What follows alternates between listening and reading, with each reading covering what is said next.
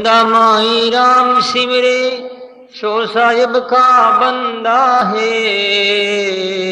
धंधा माई राम सिमरे सो साहिब का, आगे धंधा पीछे धंधा, धंधा ही में धंधा है। आगे धंधा पीछे, जिंदगी बर्बाद कर दी।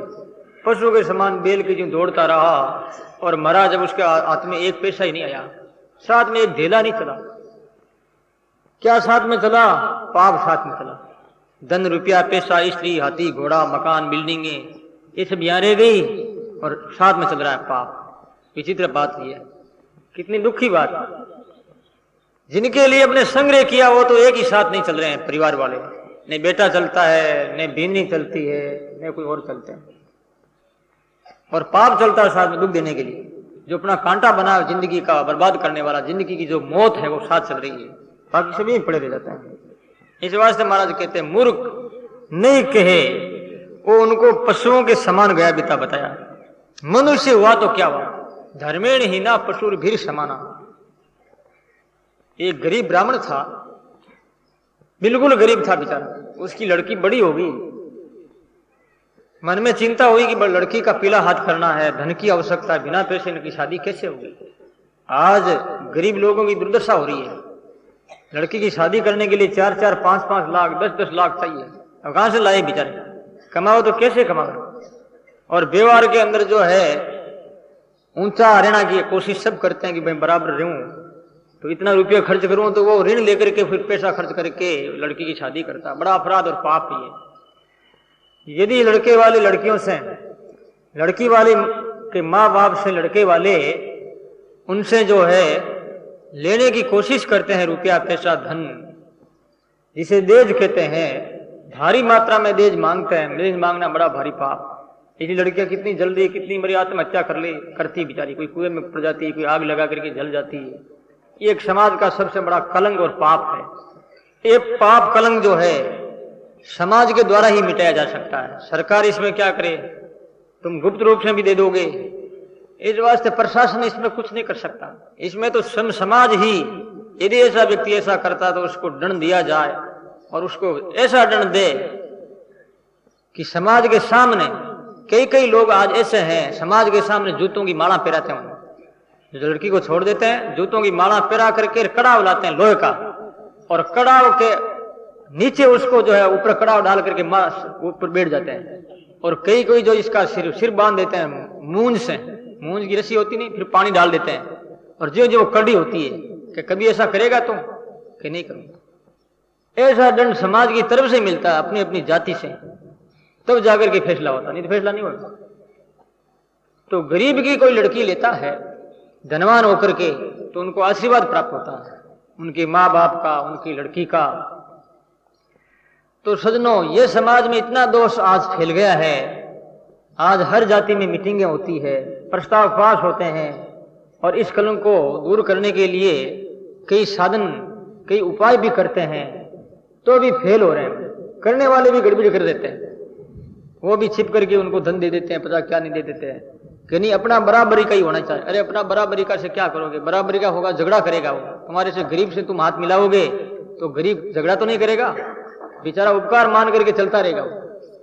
क्या करोगे बराबरी से? लड़का अच्छा हो, सुंदर सुशील और सदाचारी हो तो कोई दोष नहीं है, चाहे वो गरीब हो, परंतु लड़का सही है। लड़की के लड़का ही तो धन होता है, और क्या है वो धन भी वो क्या काम आएगा। बार बार मांगते हैं, टोंसा करते रहते हैं, बेचारी के मौसा देते रहते हैं, वो क्या मरती है आखिर, क्या करती है।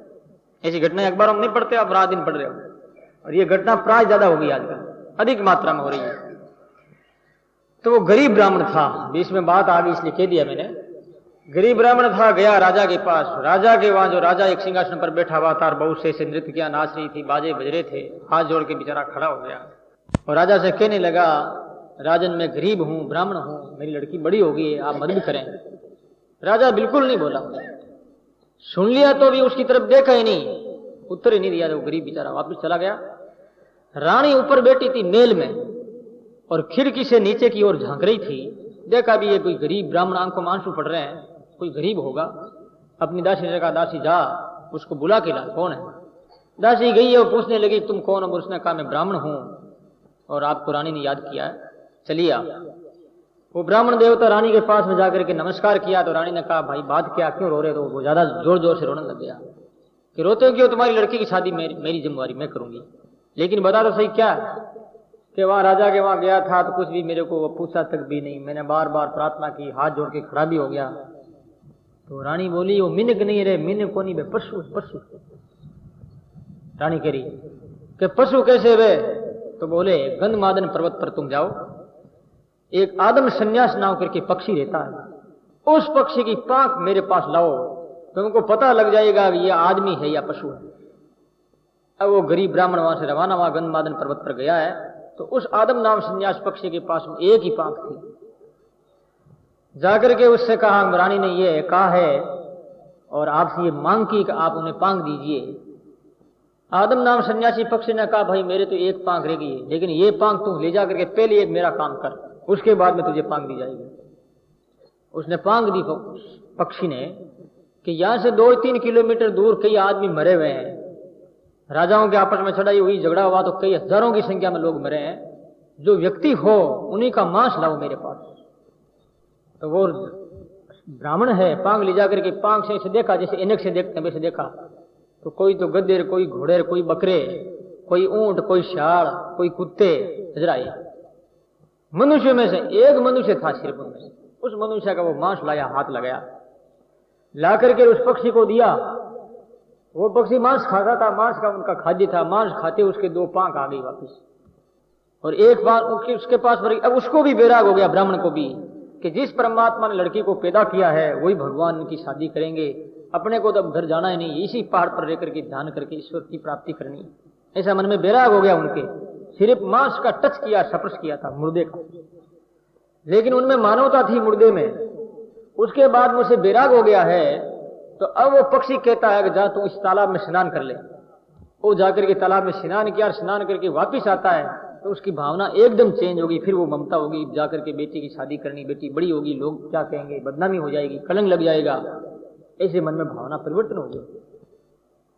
आदम नाम संन्यास से पूछा, पक्षी जी मेरे मन में पहली बैरागी था, वैसे कैसे हो गया? तो उसने कहा कि उस महापुरुष का जो मांस था उसके हाथ लगाने से तेरे ऐसा हो गया, मेरे खाने से 2 पांख आ गई। अब ये पांख तुम ले जा और इस तालाब में तुमने स्नान किया, मैंने पहले स्नान किया था, कृतगुण आदमी के पेशों से ये तालाब बना हुआ, जिसने बहुत गंदे का पाप किए, अन्याय किया, अत्याचार किया, व्यभिचार किया, ऐसा पैसा संग्रह हुआ, उस पैसों का ये तालाब बनाया, पुण्य दान किया उसने, इसलिए तालाब भी गंदा हो गया है।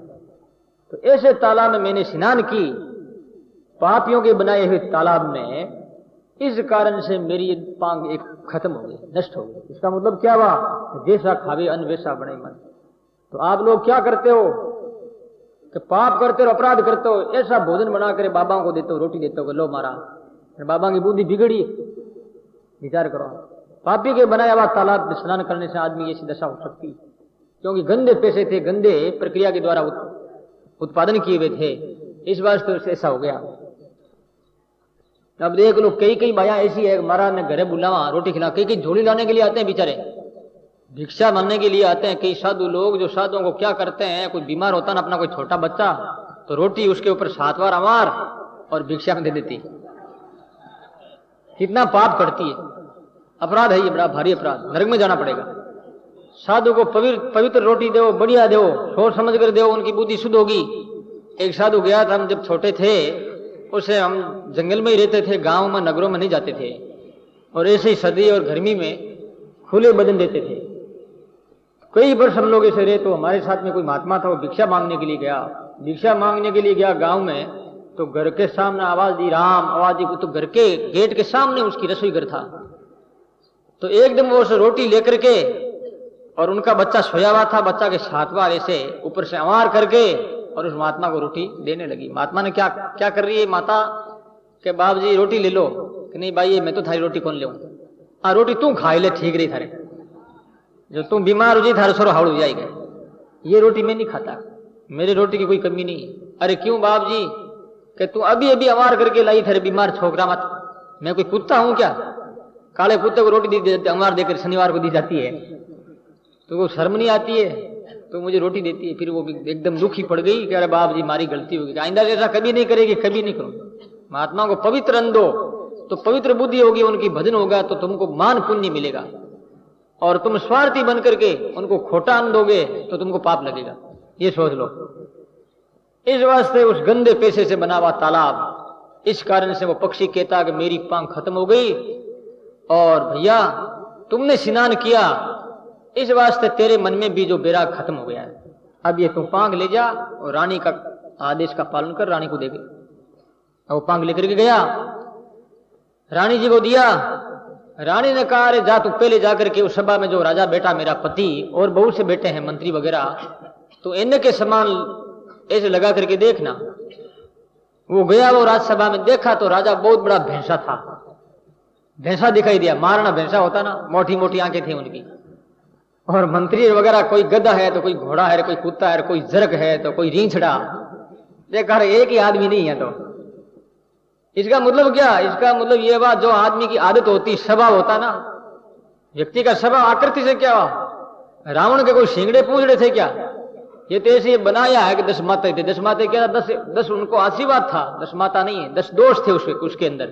10 माते का मतलब है 10 दोष होता है, 10 अपराध होता है। 10 अपराध थे उनके, इस वास्ते उनके 10 सिर थे। तो सजनों, कहने का मतलब यह है, राक्षसों के अंदर जो राक्षसी वृत्ति, असुरी वृत्ति है, वही राक्षस है। वो आकर के वापिस आया, रानी से कहा कि बिल्कुल आप सही कह रहे हैं, वहां कोई मिनग नहीं था, मिनग होता तो मेरी सुनता। रानी ने कहा मैंने पहले तेरे से कहा था, अब ले जा, क्या चाहता तू? बहुत उनको धन दिया है, और वो धन लेकर के घर गया और अपनी लड़की की अच्छी प्रकार से शादी कर दी। तो कहने का तात्पर्य है, पशु है। यदि जीवन में आध्यात्मिकता के प्रति लगाव नहीं, परमात्मा का प्रेम नहीं है, तो वो गया व्यक्ति है, कोई काम का नहीं। क्या हुआ? शरीर धारण कर लिया तो कीड़े मकोड़े बहुत उत्पन्न होते हैं, मर जाते हैं। गोबर में गिंडोड़े बहुत होते हैं। अभी चौमासा में आपको मालूम नहीं, गोबर होता है ना, गोबर जो उखीरा उड़ता है उसे उखीरा बोलते हैं। कीड़े पैदा हो जाते हैं, और वो कीड़ा पैदा होकर के उसी दिन मर जाते हैं, ज्यादा जिंदे नहीं रहते वो। तो कीड़े मकोड़े जैसे वे क्या हुआ? मनुष्य शरीर प्राप्त करके मुक्ति नहीं की, सत्संग नहीं किया, आध्यात्मिक जीवन में आगे बढ़ नहीं पाए, तो क्या हुआ? कुछ नहीं, नथिंग। तते किम राजा बन गया, तते किम इंद्र बन गया, तो तते किम ब्रह्मा बन गया, तो तते किम, कुछ नहीं हुआ। तो महाराज श्री कहते हैं, कर्म किया होशियार हुई, राम ने किया लगा, छोड़ गए धन धाम को, बांध चलियो सिर भार। बोलो राम। महाराज कह रहे कर्म तो किया होशियार होकर के, और राम जी का भजन नहीं किया। छोड़ चलियो धन धाम को और बांध चलियो सिर भार। अनाप पापों का बोझा जो गांठ इकट्ठी किए है, और वो गांठें भर करके सिर पर रख के मरा हो गया, पाप गया साथ में। दरिया गर बन कीजिए, झूठा तन के काल खड़ो सिरे ऊपरे, काल खड़ो ऊपरे, निस दिन करे अकाज, निस दिन करे अकाज। बोलो राम। महाराज जी कह रहे हैं, दरिया गर्भ न कीजिए, झूठा तन के काल। इस शरीर को, काय को गर्भ करना, ये शरीर झूठा है। काल अपने ऊपर खड़ा है, और निस दिन रात दिन अपना कार्य कर रहा, काज कर रहा है, यानी अपना काम बिगाड़ रहा है। फिर ये झूठा शरीर, झूठा तन, झूठा धन और झूठा परिवार, इसका क्या अभिमान करना है? ये सारे सब छूटने वाले हैं, इनका सारा लेना ही पाप। क्या सारा ले? इनका सारा काम क्या आएगा? स्वयं का जो सारा है भाई, वही काम आता है। दूसरों का सारा लिया हुआ, जब सारा उसका छूट, वो सारा अपना वापिस ले लेते हैं। जैसे सरकार, कोई मिली जुली सरकार होती है और समर्थन वापस ले लेते हैं, तो उसके बाद सरकार टूट जाती है। कोई भी सभा जो अध्यक्ष वगैरह कोई सभा सोसाइटी है, समर्थन से वो पद पर चला जाता है। तो दूसरों का समर्थन, दूसरों के सारे से जो पद है वो पद तो स्थिर नहीं है, स्थायी नहीं है, वो पद अस्थिर है। और परमात्मा का सारा से मिला हुआ जो पद है, योग्यता और पद, शक्ति और सामर्थ्य, वो सही चीज है। किसी की ताकत नहीं संसार त्रिलोकी में भी कि उससे चाहे सारा दुनिया समर्थन ले ले, उसे कोई क्या डर है, क्योंकि उसकी तरफ समर्थन किसका? परमात्मा का। इसलिए आज लोग बड़े होकर के भी छोटे बन जाते हैं, बेचारे धनवान होकर के गरीब बन जाते हैं, प्रधानमंत्री होकर के भी गलियों में घूमने लग जाते हैं, क्योंकि पद उतर जाता, कौन पूछता फिर। इस वास्ते भाई सोचो, हम सोचते हैं दूसरों की आंखों से, अपनी आंख से नहीं सोचते हैं। किनकी आंख से? सारा लेना ही दूसरे की आंखों से सोचना है, और दूसरे की आंख से ही देख रहे हैं। किसी के बेटे बड़े हो गए हैं, बड़े पद पर चले गए हैं तो सारा मिल गया, धन हो गया तो सारा मिल गया। एक बूढ़ा आदमी था, उसके 8 बेटे थे और औरत भी थी, और 8 बेटों की बीवियां आ गई 8। बूढ़ा हो गया तो आंखों से कम दिखने लगा, मोतियाबिंद हो गया था, और मोतियाबिंद होकर के मोतियाबिंद पा करके और भी ज्यादा समय हो गया। तो एक दिन बच्चों ने कहा, पिताजी आपके आंख के ऑपरेशन करवाना है, आपको दिख नहीं रहा है। कहा रे क्या करना है रे? अब बात यह है, 8 होड़ा वाला 32, 34 आंख है और 2 आंख नहीं है तो क्या फर्क पड़ता है? 8 होड़ा हो गए, 8 बेटा की बींदियां और एक खुद की लुगाई, 34 हो गए। फर्क क्या पड़ता है? 34 आंख है मेरे पास, 2 आंखें तो बच्चे को नहीं, सब जमरे की खान, सब जमरे की खान। बोलो राम। महाराज कहते हैं 3 लोग 14 भुवन, 3 लोग 14 भुवन में भी रहा वो चाहे राजा, रंग, सुल्तान, कोई भी हो, सबको जाना पड़ेगा। दरिया बंचे को नहीं, सब जमरे को खान, सब यमदूतों की खाद्य है। सामग्री होती है ना, जैसे भूसा पशुओं का खाद्य सामग्री होती है, ऐसे ही सारा संसार काल की खाद्य सामग्री, कोई नहीं बच सकता। 3 लोग 14 भुवन को बता दिया, जो ऊपर के लोग, सत्य लोग, जन लोग, तेप लोग, मेर लोग और ब्रह्म लोग, तल वितल सुतल तलातल मातल सातल पाताल, ये 14 सात 14 हो गए। ये सब के सब इनके अंदर जो काल का जो है अधिकार है, काल चारों ओर इनमें घूम रहा है और मारता रहता है। इस बात से महाराज जी कह रहे हैं, बंचे कोई नहीं, बच कोई नहीं सकता। इस वास्ते इस लोक का नाम मृत्यु लोक रखा गया है कि यहां सब मरने वाले हैं। ये कौन लोग इस रूम में जो है, first class, second, third class, ये फर्स्ट में बैठने वाले, फर्स्ट गेस्ट रूम है ये सारे के सारे फर्स्ट में एयर कंडीशन में बैठने वाले हैं। और हवाई जहाज में बैठने वाले एरोड्राम पर जाएंगे, किधर जा रहे हैं? एरोड्राम, हवाई जहाज पर जाएंगे, क्योंकि अभी ये रेस्ट हाउस में बैठे हैं। इसका मतलब हवाई जहाज में जाने वाले ये सब, इसका मतलब ये सब है ट्रेन में बैठने वाले हैं फर्स्ट में, क्योंकि इनकी जगह यही है। ऐसे मृत्यु लोक में रहने वाले ये सब मरने वाले हैं। मरने का नंबर लगा, मरने के पहले अमर हो जाए तो आचार्य श्री कहते हैं उनका काम ठीक हो सकता है। आगे बात करें,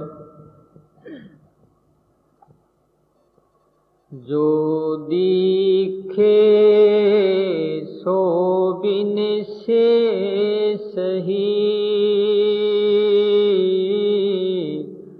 माया तना मंडान,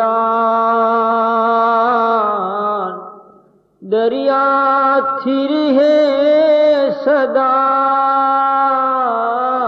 दरिया थिर है सदा, राम शब्द निर्बाण, राम शब्द निर्बाण। महाराज के जो दिख रहा है वो विनिश जाएगा। माया तना मंडान, ये माया का मंडान है। और सब ये बिखरने वाला है, परिवर्तन होने वाला है, आगमा पाइए।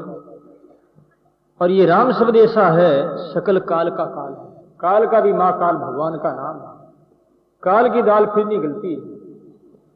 इस वास्ते आचार्य श्री कहते हैं, दरिया भद लीजिए और पूर्ण ब्रह्म ने काल। जन्म मरण सो रहित है, खंडे नहीं अखंड, जन दरिया भज लीजिए, जिन्हें रची ब्रह्मंड। बोलो राम। आचार्य श्री कह रहे हैं, जन्म मरण से रहित है और जिसका अखंड टुकड़ा नहीं होता है, अखंड है, ऐसा जो परब्रह्म परमात्मा राम है, उनका भजन करना चाहिए। वो नेकाल है, वहां काल नहीं पहुंच सकता है। तो महाराज जी कहते हैं, भाई व्यवहारिक जो सत्ता है वो भी ठीक नहीं, पारमार्थिक यानी जो प्रातिभाषिक सत्ता वो भी जो है ठीक नहीं है। पारमार्थिक सत्ता है सही है, इसको स्वीकारना चाहिए। जिस व्यक्ति ने इसको अपना लिया और सत्ता में कोई कमी भी आ गई तो कोई बिगड़ने वाला नहीं है। और इस सत्ता में कमी आ गई पारमार्थिक में, उस दोनों सत्ता को सही मान लिया, उसको सही निभा लिया, तो भी कल्याण संभव नहीं। इस वास्ते आचार्य श्री लास्ट में एक बात कहते हैं, सकल आदि सबके परे, हे अविनाशी राम, दरिया उपजे ना बरते, दरिया उपजे ना खपे, ब्रह्म स्वरूपी राम, ब्रह्म स्वरूपी राम। बोलो राम।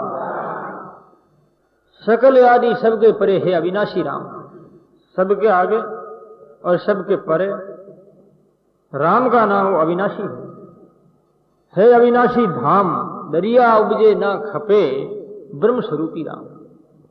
न तो उत्पन्न होता है, न खपता है, न नष्ट होता है। ऐसा जो भगवान नाम है, परम पवित्र है, सर्वशक्तिमान नाम का सहारा लेकर के ध्यान में लग जाता है, ध्यान साधना करता रहता है, उसकी विजय होती है संसार में। बाकी और सब कुछ व्यवहार, सब कुछ करने पर भी कुछ नहीं किया, इसमें भर्ती होगा।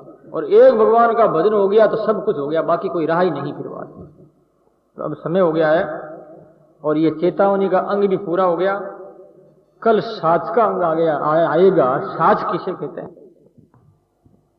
आचार्य श्री दरिया महाराज का ये सत्य का अंग है।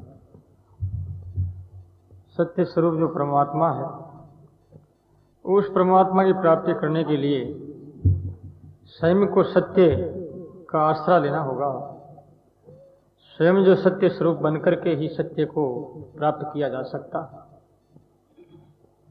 इसके लिए जीवन में सत्य की अति आवश्यकता है और इस अनिवार्यता को समझ करके आचार्य श्री ने सत्य का यानी साच का अंग जो है, इस अंग का वर्णन किया है।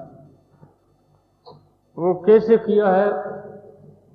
गृहस्थ आश्रम के लिए, संन्यास आश्रम के लिए। गृहस्थ आश्रम का एक कर्तव्य है, वो ठीक अपने कर्म कर्तव्य का पालन करते हैं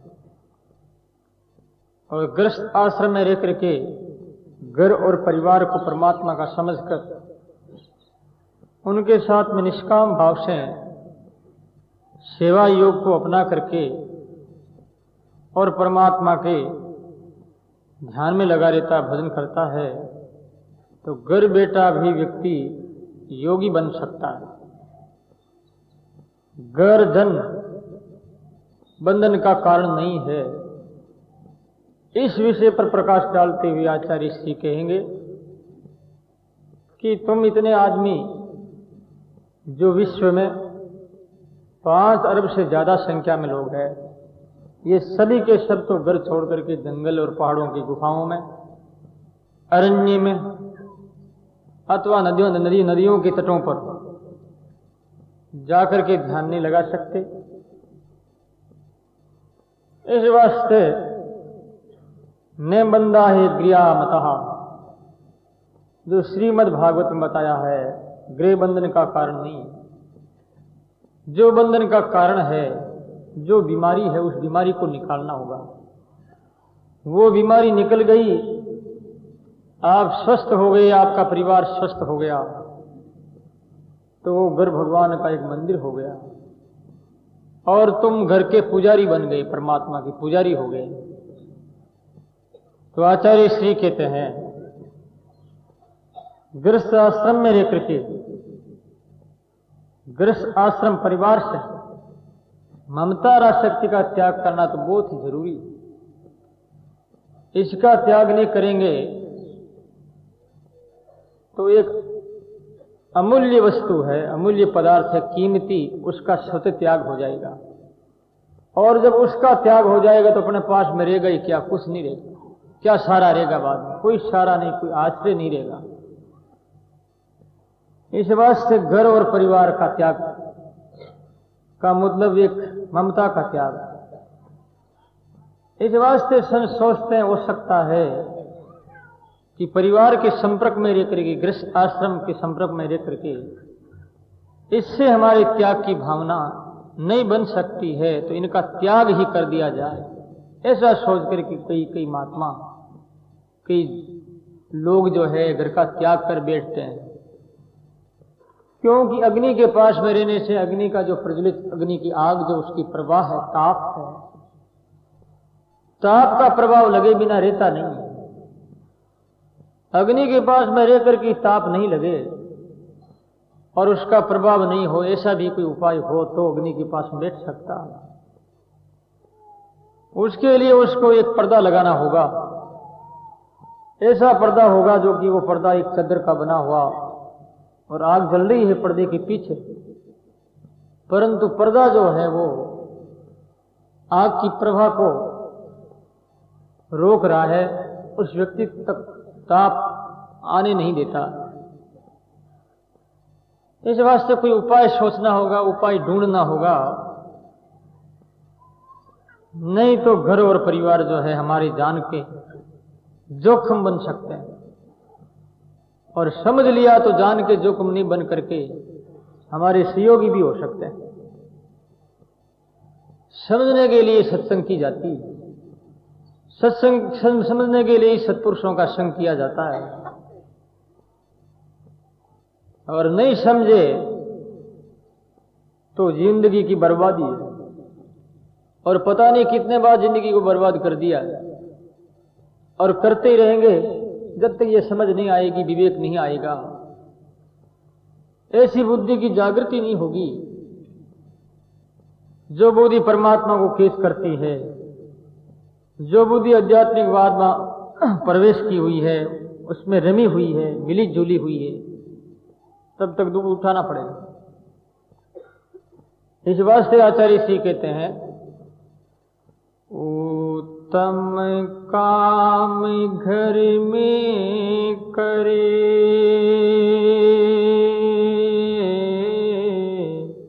त्यागी सबको त्याग, दरिया सुमिरे राम को, दरिया राम को, दोनों ही बड़े भाग, दोनों ही बड़े भाग। महाराज कह रहे हैं, उत्तम काम घर में करे। उत्तम काम क्या है और मध्यम और कनिष्ठ काम क्या है? उत्कृष्ट जो सबसे श्रेष्ठ उत्तम काम है वो क्या है? ईश्वर भजन। वो काम घर में करता है, कर्तव्य प्रायण होकर के, कर्मयोगी बन करके इस कर्म प्रक्रिया में लगा रहता है तो घर में रह करके भी योगी है, और घर में रह करके उत्तम काम नहीं करता, गलत कर धंधा करता है, इन संसार के बंधन युक्त वासनाओं का शिकारी हो जाता है, अथवा राग द्वेष काम लोभ इत्यादि जो ये विकार है वो आदमी मध्यम और कनिष्ठ काम कर बैठ सकता है। इस वास्ते आचार्य श्री ने कहा कि उत्तम काम घर में करें। उत्तम काम को आपको करना होगा, और त्यागी सबको त्याग, और जो त्यागी होता है सबको त्यागता। सब क्या है? सब में तो सब आ गए, परिवार आ गया, संसार आ गया, शरीर भी आ गया। सबका त्याग का मतलब शरीर का बलिदान नहीं है, शरीर के आग लगा करके जलना नहीं, आत्महत्या नहीं करनी। सबका त्याग का मतलब आध्यात्मिक जीवन में बाधा पहुंचाने वाले जितने ही जो दुश्मन तत्व है, बदन में जो विघ्न उत्पन्न करते हैं, उन सब का त्याग। महाराज के सुमरे राम को, फिर राम का स्मरण करता, दोनों ही बड़ भागी है, दोनों ही अच्छे हैं। गृहस्थ आश्रम भी अच्छा है, साधु आश्रम भी अच्छा है, बुरा कोई नहीं है। बुराई तो अपने जीवन में उस बुराई का त्याग करना। गृहस्थ आश्रम भी अच्छा है, साधु आश्रम भी अच्छा है, बुरा कोई नहीं। बुराई तो अपने जीवन में उस बुराई का त्याग करना। बुराई ही बुरी है और बुरा कोई है ही नहीं। परमात्मा का रचा हुआ संसार बंधन का कारण होता ही नहीं, चाहे कितना ही रुपया पैसा हीरे और पन्ने हो। पंचदशी में एक दृष्टांत उदाहरण आता, कथा आती है। एक कोई चिंतामणि पड़ी हुई थी। चिंतामणि सूर्य की किरणों से बिंब बन करके चारों ओर जो किरणें फेंक रही थी, बड़ी सुंदर छटा। और चिंतामणि को देख करके लोगों का मन आकर्षण होना स्वाभाविक है, बड़े बड़े लोग भी आकर्षित हो जाते हैं। एक धुंध निर्धुंध महात्मा उन्हीं मार्ग के चलते हुए मार्ग के किनारे से गुजर रहे हैं, तो चिंतामणि सामने आई।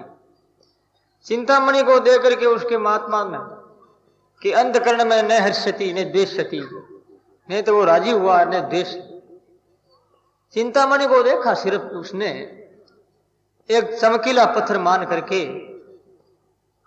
उनकी स्फुरना हुई और वहां से वो आगे बढ़ गए। उसके बाद में एक आदमी आया, दो आदमी साथ साथ चल रहे थे। कुछ एक आदमी आगे बढ़ा हुआ था 20-25 कदम, दूर से चमकीला पत्थर दे करके दौड़ा, ये क्या कोई हीरा है क्या? और दौड़ करके उस पत्थर को उठा लिया, अपने हाथ में ले लिया। बड़ा ही प्रसन्न हुआ कि आज मेरी चिंतामणि प्राप्त हुई है। पीछे वाला आदमी रोने लगा, अरे हाय रे, मैं थोड़ा आगे होता तो आज ये चिंतामणि में ले लेता। एक आदमी हंस रहा है, प्रश्न हो रहा, एक आदमी रो रहा है, और एक आदमी ने रोता और ने हंसता है। अब विचार करिए आप। चिंतामणि को 3 आदमी ने देखा। महात्मा ने तो राजी हुए, ने बेराजी हुए। ठीक है, पड़ी कोई वस्तु है, चमकीला पत्थर है।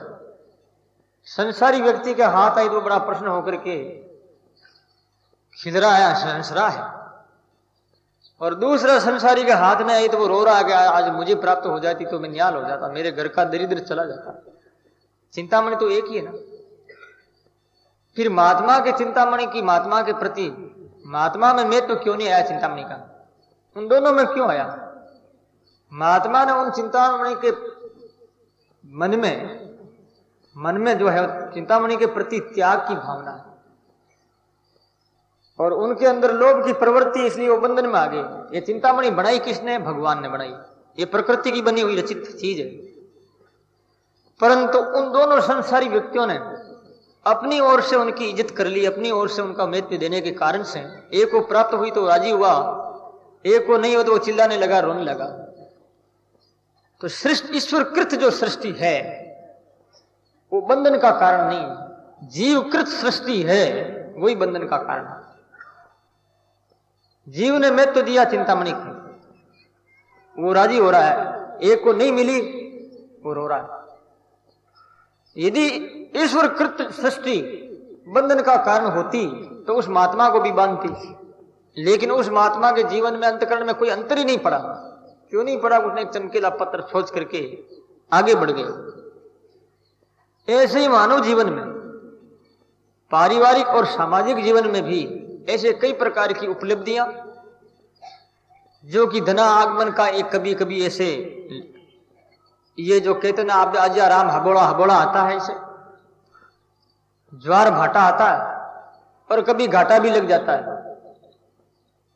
तो आचार्य सिद्धरिया महाराज कहते हैं उस नफा और नुकसान के प्रति आसक्ति नहीं होकर के उनका सही जो उपयोग करता है तो घर में रहता हुआ घर का कर्म करता, उत्तम काम घर में करे वो उत्तम काम, और नहीं तो बंधन है घर। रात दिन घर में रहते हो, रात दिन दुनियादारी में लगे हो और दुनिया का ही संग है। इस वास्ते ये संग होने के कारण से जीवन हो दुनिया में बनता जा रहा है, आसक्ति में वासना में बनता जा रहा है। ऐसी स्थिति में ऐसे जो है पतित जीवन से उबरना मुश्किल। इस वास्ते आचार्य श्री कहते हैं तुम गृहस्थ में रह करके उत्तम काम करो, पाप मत करो, असत्य मत बोलो, लोगों को धोखा मत दो, ऐसा अन्याय मत करो जो कि भविष्य में अपने लिए ही खाड़ बनेगी, कुआं बनेगा, घिरना पड़ेगा और पतन होगा, अपने लिए कांटा बनेगा। भगवत भजन करते हैं लेकिन साथ साथ में बुराइयों से भी निवृत्त होना बहुत जरूरी है। बुराइयों के प्रति ध्यान रखते हुए बुराइयों को त्याग करना बहुत जरूरी है। यदि बुराइयां भी साथ साथ चलती रही और गृहस्थ आश्रम में भजन भी थोड़ा बहुत चलता रहा तो सर्वांश में बुराई किए बिना, आसक्ति मिटे बिना मुक्त नहीं होगा। ठीक है, बुराई का फल मिलेगा, भलाई का फल भी मिलेगा, ऐसी बात नहीं है। माला फेरते हो, दान पुण्य करते हो, शुभ कर्म करते हो तो फल जरूर मिलेगा, लेकिन बुराई का फल भी मिलेगा। इस वास्ते बुराई का फल क्या है? दुख है, और भलाई का फल है सुख। इसलिए भला काम करना चाहिए। महाराज जी कहते हैं मिधम काम घर में करे, त्यागी गृह बसाए, जन दरिया बिन बंदगी, दोहू नरगा जाए। बोलो राम। गृहस्थ में रहते हुए किसी गृहस्थी मिदम काम करता है, कनिष्ठ काम करता है, गलत काम करता, पाप करता है तो वो नरक में जाएगा। और त्यागी होकर के फिर गृह बसा लेता है, पुनः गृहस्थी जैसा ही हो जाता है, वो भी नरक में जाएगा। आचार्य श्री ने अपन मारवाड़ी में कहता ना, कोई आगे राखड़ी कौन बंधेगा, कोई आगे राखड़ी को नहीं बंधेगा।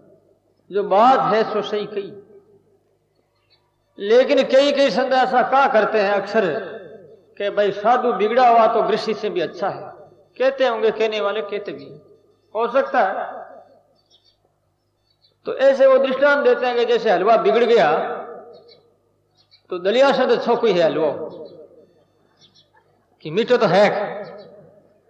साधुओं के बारे में पता नहीं, साधु अपने कोई पक्षपात करके कहते हैं तो पता नहीं, भगवान जाने है, लेकिन कहते हैं। मैंने सुना कि अच्छे अच्छे संतों के मुख से, जिनको हम अच्छा मानते हैं, जिनके प्रवचन में हजारों लाखों आदमी आते हैं, वो भी ऐसा क्या करते हैं। इसका मतलब ये हुआ कि वो थोड़ा बहुत नित्य नियम तो पूजा पाठ भगवान के साथ में लगा हुआ है, इसलिए उसको फल तो मिलेगा ही, क्योंकि उत्तम काम तो कुछ तो करता ही होगा। गृहस्थी क्या कि स्वतंत्र और आजाद होता है। साधु कपड़े पहने होता तो सिनेमा में नहीं जाएगा, डरेगा कि ये कपड़े पहने हुए, बाजार में बिना मतलब नहीं फिरेगा, दुकानों पर नहीं जाएगा, कोई काम से जाएगा जरूरी, लेकिन बिना काम ऐसे रुलता हुआ रोता हुआ नहीं फिरेगा। इसलिए थोड़ा सा कपड़ों का बंधन है, इस कारण से कहते होंगे, और तो क्या बात। लेकिन आचार्य सिद्धरिया महाराज कहते हैं जन दरिया बिन बंदगी, ये बात बताइए, बंदगी भजन नहीं करते हैं तो सही साधु और सही गृहस्थी, भजन करते हैं तब ठीक। तुम्हारी संतान है और बहुत कमाती, पैसा बड़े राजी होते हैं, और कभी कभी वो गलती कर देते हैं, घाटा भी लग जाते, तुम सहन करते हो। क्यों सहन करते हो? कि कोई बात नहीं, कितना कमाया है, कोई गलती हो जाती है, अपना बच्चा है। ऐसे भगवान सहित संतों के प्रति सोचते होंगे कि मेरा भक्त है, उत्तम ही उत्तम काम किया और कोई गलती कर दी है तो इसे माफ किया जा सकता है। श्रीमद् भागवत में ऐसा आता है, ये बात बनावटी नहीं। श्रीमद् भागवत में आता है कि मेरा जो भक्त है, वहां पर भागवत में ने तो गृहस्थ आश्रम की बात बताई है, ने साधु की। वहां सिर्फ इतना ही भक्त नाम आया है कि जो मेरा भक्त है अनन्य भाव से मेरा भजन करता। पहले तो वो चूकता ही नहीं है, मान लो गलती करता है तो मैं उसे माफ कर देता हूं, और उस गलती का, उसका पाप का मैं जो नष्ट कर, जैसे आग जलाती, आग जला करके भस्म कर देता हूं, क्योंकि वो मेरा। अर्जुन ने प्रश्न किया श्रीमद् भगवद गीता में कि जैसे कि ये बादल आते हैं और हवा के जग जोर से तितर बितर होकर के बिखर जाते हैं, तो क्या भगत, योग भ्रष्ट भगत किसे कहते हैं? पूरी साधना की नहीं, न इधर का न उधर का, गृहस्थ आश्रम में चल रहा अथवा साधु आश्रम में, सही भजन हुआ नहीं, योग में जो पूर्णतया निपुणता नहीं आई, परिपक्व अवस्था नहीं प्राप्त हुई, और उसका सही पहले छूट गया, तो फिर क्या होगा? वो नरक में जाएगा या 84 में जाएगा? भगवान ने उत्तर दिया है कि शुभ कर्म करने वाला कभी नरक में नहीं जाता है। ठीक है, उनका पतन हुआ है तो जन्म होगा, वो मनुष्य से ही मिलेगा, फिर वो साधना करेगा। अथवा योगी नाम वे कुले भूति धीमताम एतदि दुर्लभतरम लोके जन्म यदि दृश्यम, भगवान गीता में कहते हैं। उसका जन्म जो योगियों के कुल में होगा, श्रीमान पुरुषों के घर में जन्म होगा उनका। किनका? योग भ्रष्ट पुरुष का, जो भोगी भी है योगी भी, साथ साथ में दोनों लाइन चल रही उनकी, क्योंकि संसार की आसक्ति बराबर भी मिटी नहीं, इसलिए जन्म लेना पड़ेगा उसे। लेकिन नरक और 84 नहीं मिलेगी, क्योंकि परमात्मा का आश्रय ले लिया उसने, परमात्मा के शरणापन हो चुका है। तो भगवान भी बड़े दयालु है। कलयुग में भगवान ने 75% छूट दी। सीजन का लाभ इतना दिया परमात्मा ने। सतयुग में तो 1% छूट नहीं है, और त्रेता में है 25% छूट, द्वापर में 50% छूट है, और कलयुग में 25% छूट दे दी। 75% छूट दी है। अब विचार कर, गृहस्थ को चाहिए कि वो हाथ काम मुख राम है, हृदय साची प्रिय, दरिया गृहस्थी साधु की, दरिया साधु की, याही उत्तम रीत, याही उत्तम रीत। बोलो राम। हाथ का मुख राम। सजनों सावधान होइए, गृहस्थ आश्रम की सुंदर बात बता रहे हैं। हाथ का मुख राम, हृदय साची प्रिय। कितनी सुंदर बात कही। कपड़े बदल करके, घर बार छोड़ करके जंगल में जाने की आवश्यकता नहीं। योगियों का वेश धारण करके गुफा में बैठने की भी आवश्यकता नहीं। घर बैठे ही कल्याण हुआ। इस वास्ते महाराज कह रहे हैं हाथ का मुख राम। हाथों से काम करो, मुख से राम राम राम राम राम करते रहो। भगवान ने कहा तस्मा शरेषु कालेषु, मेरा स्मरण कर, युद्ध भी कर। भगवद गीता में भगवान कहते हैं युद्ध करने का मतलब धंधा। घर के अंदर ये क्या युद्ध है और क्या? बेटा बात नहीं मान रहा है, परिस्थिति प्रतिकूल, स्त्री उल्टी जा रही है, पति पीट रहा है स्त्री को, ऐसी परिस्थितियां, ये द्वंद्व है, युद्ध है और क्या? ऐसे युद्ध और राग द्वेष में अशांति कितनी होती। ऐसे अशांति वातावरण में फिर भजन कैसे होगा? इसलिए कैसे कह रहे हैं कि इतनी ऐसी स्थिति है तो भी तू मेरा स्मरण कर, इन अशांति को अपने हृदय में स्थान मत दे।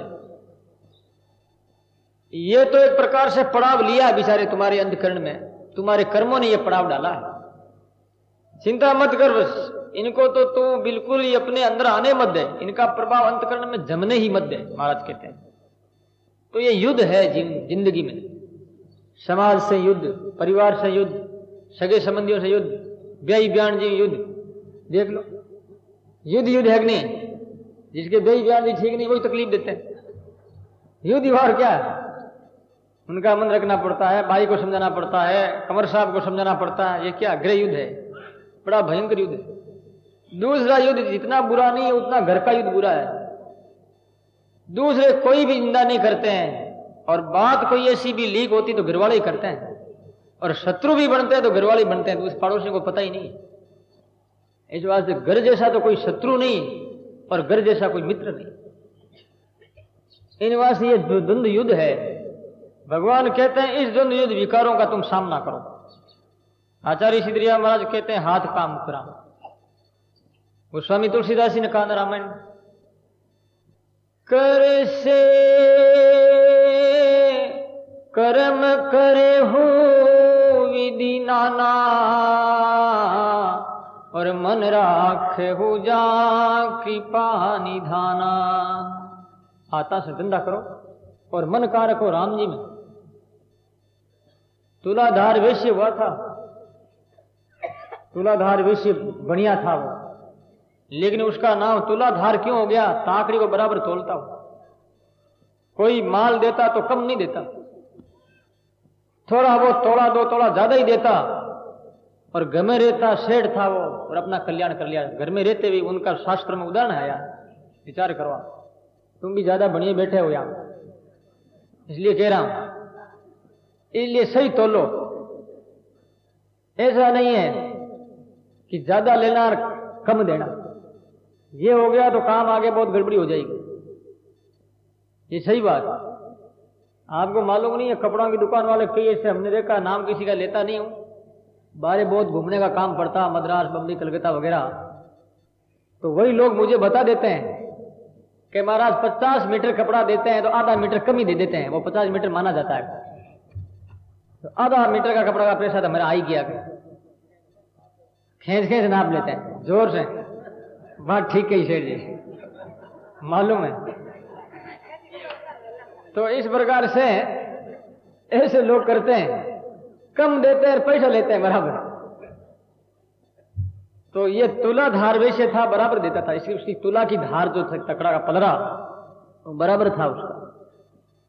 महाभारत में उसका उदाहरण आया, और भी कई पुराणों में उसका उदाहरण आया, और कई गृहस्थियों की ऐसी बात आई है जो घर में रह करके उन्होंने अपना कल्याण किया। बुरे कोई है नहीं, व्यापार बुरा हो, तुलाधार का कल्याण क्यों हुआ? तिलोक चंद बढ़िया था, उसका भला क्यों हुआ? धनाजार था, उसका कल्याण क्यों हुआ? मीरा क्या थी, क्षत्रिय जाति में महारानी थी, उनका कल्याण क्यों हुआ? यदि घर बुरा होता, आश्रम बुरा होता तो उनका भला नहीं होता था, लेकिन उनका कल्याण हुआ।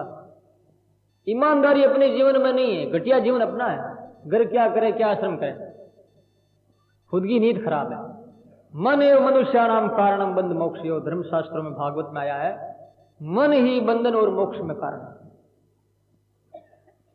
हाथ से काम करो, हृदय में साची प्रीति। महाराज जी कहते हैं हृदय में प्रीति रखो। जन दरिया गृह साध की आई उत्तम रीत। महाराज कहते हैं गृहस्थी साधु की उत्तम रीति। इतनी सुंदर बात बताई महाराज।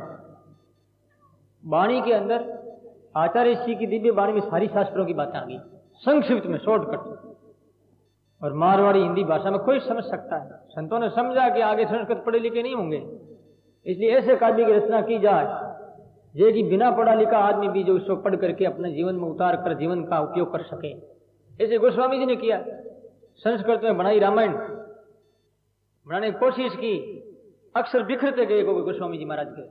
जब हिंदी में रामायण बनाई तो फिर अक्षर आमना स्वर्णकार हो गए, सोने के अक्षर बन गए। जो गोस्वामी तुलसीदास जी महाराज का बहुत सामना किया बड़े बड़े पंडितों ने, जो काशी के पंडित थे, कि तो हिंदी में बना दी, संस्कृत भाषा में नहीं बनाई, ये रामायण कैसे बना दी? शंकर भगवान से प्रार्थना की, शंकर भगवान का इशारा हो गया। तो गोस्वामी ने कहा भाई मेरी रामायण को मैं नीचे रखता हूं और तुम तुम्हारे जो है इस काव्यों को, दूसरे रामायण को जो संस्कृत में वाल्मीकि रामायण वगैरह उनको ऊपर रख दो, और तो क्या है, मेरी रामायण ऊपर आ जाएगी तब तो समझ लेना कि रामायण ऊपर है, और मेरी नीचे रह जाएगी। एक बात तो ये, एक शंकर भगवान का जो सांड है नांदिया, वो जोर से बोल देगा कि हाँ ठीक है, तब तो मान जाओगे। हाँ मान जाएंगे। ताला लगा दिया शंकर भगवान के मंदिर की, पेरा लगा दिया। रामायण नीचे रख करके ऊपर ग्रंथों को रख करके पेरा लगाया गया, और उसके बाद में ताला खोला तो रामायण ऊपर थी। गोस्वामी ने कहा महाराज नंदेश्वर भगवान क्या कलयुग में रामायण ठीक है कि नहीं है? तो नंदेश्वर ने कहा हाँ ठीक है, जोर से धड़ुक मारी उसने। अब विचार करो, हिंदी में था वो, लेकिन पंडित लोग गड़बड़ी करने लगे, क्यों हिंदी क्यों बनाई रामायण। तो ऐसे ही संत दरिया महाराज ने भी जो है ये आचार्य श्री दरिया महाराज की वाणी, जो वाणी बनाई है, ये अपने लिए, लोगों के लिए, संस्कृत पढ़े लिखे नहीं होंगे बेचारे, समझेंगे नहीं, इसलिए गागर में सागर समा दिया। जैसे गागर में सागर समा जाता है, इसी प्रकार से ऐसी ये वाणी। तो महाराज जी कहते हैं गृहस्थ की उत्तम रीति कर्तव्य का पालन करो। मद्रास प्रांत में एक कोई रेलवे स्टेशन था और दोनों तरफ से गाड़ियां आ रही थी जोर से, बड़ी लाइन है वहां। एक पॉइंटमैन पॉइंट पकड़े खड़ा था, और इतने में क्या वो सर्प आ गया, और सर्प आ गया उनके पैर के पास में। दोनों तरफ गाड़ियां पॉइंट छोड़ दे तो दोनों गाड़ियां ऐसे लड़ जाए आपस में, और पता नहीं कितने आदमी, दोनों में सवारी गाड़ियां थी, और दोनों ही जो है थ्रू थी। अब वो भी मुश्किल, पॉइंट पकड़ा हुआ था, सर्प आ गया उनके पैरों में। विचार किया कि सर्प अभी मैं छोड़ूं तो गाड़ियां लड़ जाएगी, सब लोग मर जाएंगे, और पॉइंट को पकड़ा रहूंगा तो सर्प तो मेरे पास में आ ही चुका है, ये मुझे खा जाएगा। लेकिन उसने विचार किया था कुछ भी, मैं एक मरूं तो भले ही मरूं, लेकिन इस पॉइंट को मैं नहीं छोड़ता। उसने हाथ में पकड़ लिया मजबूती से, और सर्प जो है उसके पैरों में आ गया। पैर में आकर के चारों तरफ उसके जो अपने जैसे रस्से से बांधते, इस प्रकार पैरों से उनको बांध दिया। खाया नहीं सर्प ने। इतने में दोनों गाड़ियां की धड़धड़ाहट की जोर से आवाज आई, वो जो छिल्ले होता है ना, वो लाइन होती है लोहे की, वो लाइन हिलक रही थी, धूज रही थी।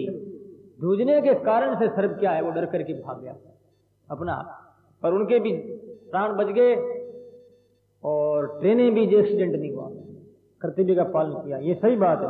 उसके बाद उसे भारत सरकार की तरफ से इनाम मिला कि तुमने कर्तव्य का पालन किया। पिता ने कितने आदमी मर जाते बताओ। ऐसे घर में रहकर के जो आदमी कर्तव्य का पालन करता है तो परमात्मा इनाम क्या देते हैं? मोक्ष देते हैं, उसे मुक्ति देते हैं। क्योंकि जीवन तो दुख भरा हुआ है ही, कठिनाइयां भरी हुई है, ये संघर्ष है। इस संघर्ष के सामने आपको मुकाबला करना। मुकाबला का मतलब क्या है? अभिमान नहीं है, संघर्ष को सहन करना, पी जाना। ये शंकर भगवान ने जेर पी लिया ना, हलाल जेर था, पर पूरी दुनिया का, विश्व का भला होने का काम सोच करके उन्होंने जेर पिया था। तो महाराज जी कहते हैं आदत दो जगी करे, मुख से सुमरे राम, ऐसा सौदा ना बने, ऐसा सौदा बने, लाखों खर्चो दाम, लाखों खर्चो दाम। बोलो राम। 10 सौ रोज करे मुख से सुमरे राम। हाथों से जो है पुण्य दान करता रहे और मुख से भगवान का भजन करे। ऐसा सौदा नहीं बने, लाखों खर्चो दाम। आचार्य सिद्धरिया महाराज कहते हैं ऐसा सौदा नहीं, लाखों रुपया खर्च करने पर भी ऐसा चांस, ऐसा अवसर जो है नहीं मिलेगा। हाथों से दान करते रहो, रचना से राम राम करते रहो। महाराज जी कहते हैं, बहुत ही सुंदर बात कह रहे हैं आचार्य श्री। यहां पर बता रहे हैं ये हम जो नाम मातम का चल रहा है, सोही कंठ कबीर का दादू का महाराज, शब संतन का बालमा, सब संतन का अलमा, दरिया का सिर ताज, दरिया का सिर ताज। बोलो राम। आचार्य श्री को पूछा किसी भाई ने कि आप किस राम का भजन करते हैं? तो महाराज जी कह रहे जिस राम का भजन कबीर ने किया था, संत दादू ने किया, वही मेरा बालमा है। बालमा शब्द कितना प्यारा है। बालमा नाम धनी का है, पति का मालिक का। पति की अपेक्षा बालम शब्द बड़ा प्यारा होता है, बड़ा आत्मीय घनिष्ठता, अपने प्राण जो है प्रभु के प्राणों में मिला दिए, ऐसी स्थिति का नाम बालमा। सब संतन का बालमा, दरिया का सिरताज। महाराज कहते हैं वही मेरे राम, उस राम का मैं भजन करता हूं। जो सुमिरो तो पूरण रामा, जो सुमिरो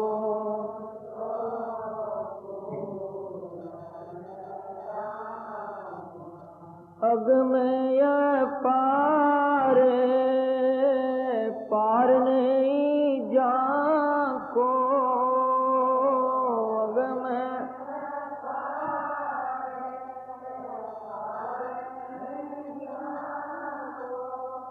सब संतन को हे बिसरामा, सब संतन को जो सुमिरो तो पूरण रामा, जो सुमिरो।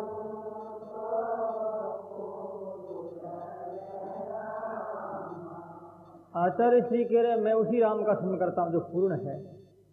जिस राम का भजन आगे बहुत से संतों ने किया, लाखों हजारों संतों ने, उसी राम का मैं ध्यान करता हूं। महाराज श्री कहते हैं ऐसा वो राम मेरे सिर का ताज है। और वो राम कहता है तीन लोग सब दे भवने, दरिया देखा जो राम सरीखा राम है, ईशान दूजा को। बोलो राम। आचार्य श्री कहते तीन लोग सौदे भवन में मैंने देखा कि राम के समान राम ही है। वो सर्वशक्तिमान, सर्वज्ञ, समर्थ, कर्तु मकर्तु मन्यता कर्तुम से समर्थ है। जो होने वाला काम है उसको रोक देता है, मिटा देता है, और जो मिटने वाला है उसको कर देता है, कर दिखाता है। ऐसा जो परमात्मा सर्वशक्तिमान, वो परमात्मा मेरा है, और उस परमात्मा के समान संसार में कोई है ही नहीं। एक राम सरी का राम है, ईशान दूजा को। राम जी के समान राम। ऐसी भावना होगी तभी राम में प्रेम होगा। ग्रस्त में रह करके ऐसी भावना आपको पैदा करनी पड़ेगी। आज जो झुका इस राम को ऐसा मानते हैं, तीन लोग सौदे भवन में राम को सर्वोपरि मानते हैं क्या? नहीं मानते। यदि मानते तो फिर घर में बैठ करके जरूर माला फेरते और कई घंटा तक ध्यान करते हैं, लेकिन नहीं मान रहे हैं। इतना महत्व जितना संसार को दिया है, इतना महत्व तो परमात्मा को नहीं दिया। इतना महत्व परमात्मा को देते तो आज ये स्थिति क्यों होती? महाराज कहते हैं राम के समान राम है, राम से कोई दूसरा कोई बड़ा है ही नहीं। ये हृदय में परमात्मा के प्रति महत्व है और परमात्मा के प्रति आदर सत्कार है। जब आदर होगा, भगवान की आवश्यकता होगी, तभी तो परमात्मा मिलते हैं। तो वही भगवान सबसे बड़े है, मान है, इस विषय को लेकर के एक बार अकबर में दादू जी से प्रश्न किया कि महाराज, भगवान पैदा हुए तो किस प्रकार से हुए? भगवान ने पैदा किया स्त्री और पुरुषों को, तो पहले स्त्री को किया या पुरुष को किया? लोग इस प्रकार के प्रश्न कर लेते हैं ना। अकबर तेरे फकड़ा एक बात अड़ी, एड़न हथौड़ा संडा थी, पहले कौन घड़ी?